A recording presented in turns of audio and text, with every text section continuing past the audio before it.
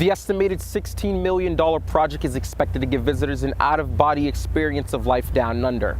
Now, despite the temporary disappointment, many visitors here tell me they are more than excited to see the new and improved tank. Today, we take to the streets to get our viewers' thoughts on the Massachusetts senatorial race and the controversial attack ads that have been attacking both parties. 2 weeks left in the regular season, and AFC East title under your belt. This would normally be the time the New England Patriots would rest players and gear for the playoffs, but not this team. Students say they hope the U.S. government finds a solution to the tuition hikes here in the States. As one student puts it, decrease in fees is always helpful in this economy. Joshua Long-Mella, Suffolk U News.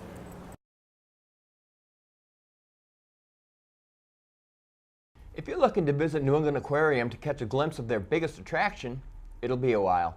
My co-host Joshua Long-Mella tells us why. Every year, the New England Aquarium attracts millions of visitors from across the world just to see its massive giant ocean tank. This fall, a top-to-bottom transformation began to give the tank a 21st century look. The 200-gallon pool that houses nearly 125 different species of fish was built in 1969 as the very first piece of the aquarium, with everything else going up around it.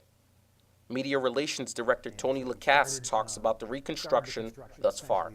The big first step was to be able to drain the tank, and that was also being able to move all kinds of animals off-site or into other places at the aquarium.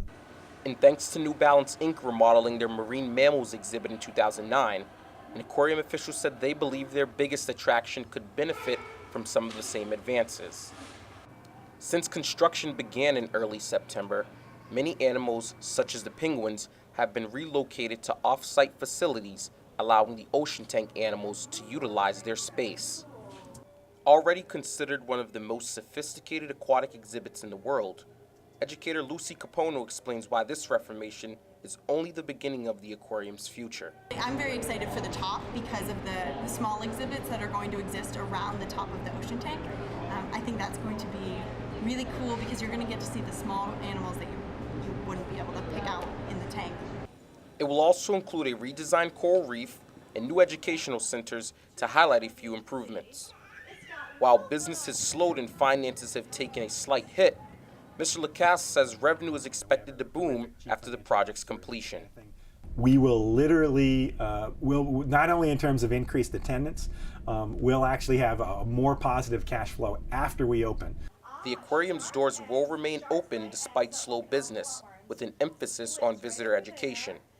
While some guests are disappointed to see the tank undergoing change, they're still able to take away an educational message about marine conservation and aquatic life. There are some people that come and are a little bummed that it's under construction. It's not at its prettiest right now, but there's always an in-between stage during the fixing process.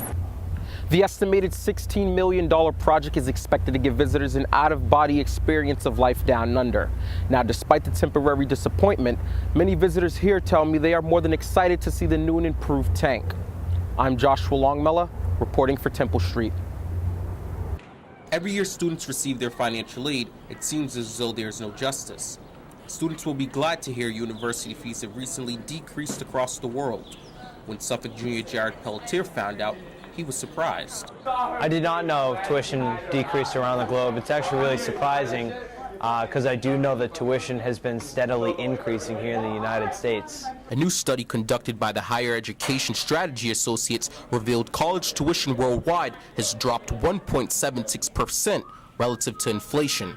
Suffolk senior Nelson Atwechere believes students will have more confidence in higher education if the trend is realistic for the long run. People will go full-time, people will finish on time.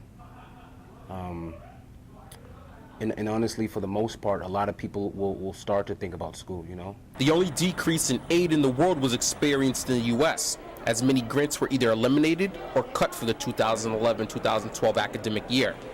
UMass student Stephanie Cruz thinks more needs to be done for students in the U.S. to reduce the rising costs. Students really need more help. They need the school to step in and to maybe give a little bit more financial aid, or for the government to step in and give some more assistance to the school. That way the students can have more availability to the resources out there. Students say they hope the U.S. government finds a solution to the tuition hikes here in the States. As one student puts it, decrease in fees is always helpful in this economy. Joshua Long-Mella, Suffolk U News. Senator Scott Brown and senatorial candidate Elizabeth Warren have been attacking each other for weeks as the November 6th election nears. We go outside the studio with Temple Street reporter Joshua Long-Mella to hear what viewers have to say. Today, we take to the streets to get our viewers' thoughts on the Massachusetts senatorial race and the controversial attack ads that have been attacking both parties. I really don't like the mudslinging. I don't think there's any place for it. Obviously, it's political. It's going to happen, but I really don't like it. I don't think there's a place for it. I feel like both of them attack each other instead of just making themselves look better. He really seems to be attacking her personally while she's attacking him on votes and jobs and proposals. Well, I think that Scott Brown's campaign is pretty dishonest. I think it's always hard for a candidate to get their straight message out, as opposed to a lot of hype and a lot of irrelevant information. I tend not to really listen to attack ads, and I kind of look at who's paying for them, where the money's coming from, and kind of make my decision from there. People outright attack people, and as far as lying, they can easily lie on ads. Tell me what you're going to do as a person. Well, get that out of the way. Tell me what you believe in. 2 weeks left in the regular season, an AFC East title under your belt. This would normally be the time the New England Patriots would rest players and gear for the playoffs, but not this team. They have a first-round bye to secure. Step 1, a big win against the Houston Texans. Check. Step 2, a matchup against one of the best defenses in the league, the San Francisco 49ers. Would be nice if Tom Brady had one of his top receiving threats back on this one, but can't count on it. Gronkowski long shot to play. He was back on the practice field, which is nice. Reports say the team's plan is to get him going so that he can get game action before the playoffs. Take your time, Gronk. We got Wes Welker, who's about to break a record and be the only NFL receiver with 5 100-catch seasons. Be able to go out there and do it week after week against all the different coverages, all the different matchups that we see and all that. Credit to, like I said, Wes's ability, but also his toughness and his durability. I'm just, trying to concentrate on my job and what I have to do to, help the team win. And, that's what it comes down to. Now, for those optimistic about the NHL labor talks, I might be jumping off that bandwagon if I were you. After a stalemate of offers and counteroffers between the league and the players' union, it appears the next step may be legal action. As if it couldn't get any more contentious, the league is reportedly filing a lawsuit against the Players Association for negotiating in bad faith. The players' union is threatening to dissolve the file antitrust claims. Hopefully it's posturing, but the two sides are mad at each other.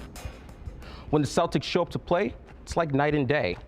You may get their best today and then see their worst tomorrow. Sure, double overtime wins are nice, like this one Wednesday night, but they're far from reassuring. And if you say with a straight face that they're a title contender, momentum heading down to Texas after a double overtime win was nothing more. A moment of silence held at NBA arenas tonight for those lost in Newtown, Connecticut. After a loose ball, Rajon Rondo slows things down because the Jeff Green train is coming through. Man, was that serious.